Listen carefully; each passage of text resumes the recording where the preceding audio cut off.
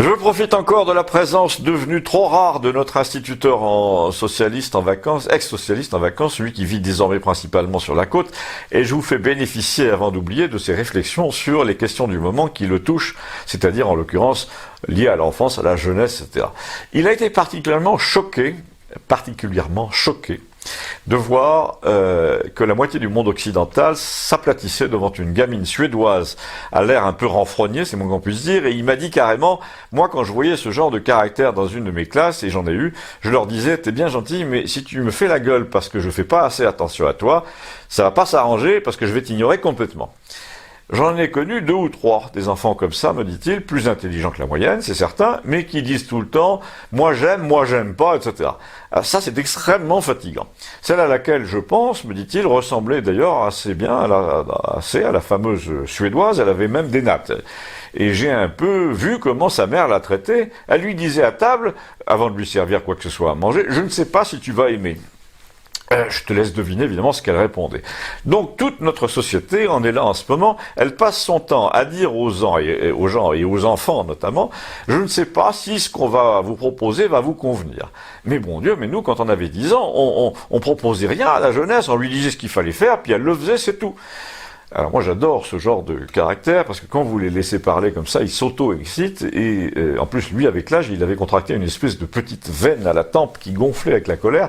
Elle était très apparente ce jour-là et il a continué en me disant c'est comme à la radio maintenant, la grande mode c'est de réunir 4, 5, 10 enfants de 10 ans pour traiter des problèmes de l'heure et pour leur demander à ton avis qu'est-ce qu'il faudrait faire.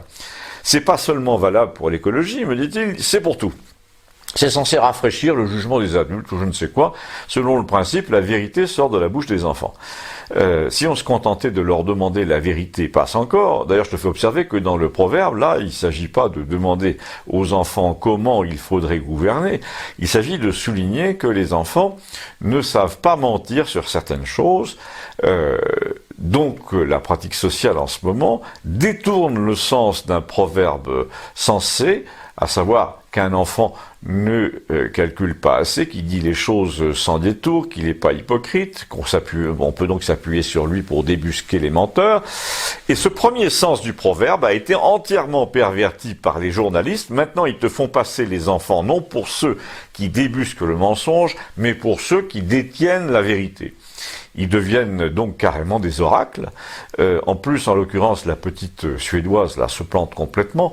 J'aimerais bien que pendant qu'elle nous bassine avec son réchauffement, un volcan se mette à péter en Indonésie ou en Islande et hop, moins 30 degrés tous les hivers pendant 10 ans, ça la calmerait. Et je te fais observer, me dit-il, que les pseudo-scientifiques n'évoquent pas non plus jamais cette possibilité qui est pourtant probable, parce que la nature sait se défendre et qu'elle va nous sortir un truc de ce genre, un jour ou l'autre, tu vas voir. Je ne sais pas si tu as vu cette petite hystérique à l'ONU en train d'engueuler les présidents, mais il y a un moment où la moitié des gens comme moi ont eu envie de lui crier « Mais allez, va, monte dans ta chambre et ferme-la !» En plus, les journalistes infantilisent tout, la définition des problèmes, la réaction de ceux à qui on les explique. Tout ça se passe sur le plan de l'émotion. On réclame sur des questions complexes une adhésion affective qui n'a rien à voir avec la réflexion, qui est plutôt du genre « je te flaire le derrière, et toi tu flaires le mien », comme ça on est une meute de chiens, on se reconnaît à l'odeur de la bien-pensance en l'occurrence. Et ben les gens comme moi, qui ont le nez fin, trouvent que ça commence à puer sérieusement. Quand j'entends parler cette gamine-là, j'ai envie de m'asperger d'autres colonnes, littéralement. Pourquoi, me dit-il, tu n'en parles pas dans ta rubrique? Je lui dis, c'est comme si c'était fait.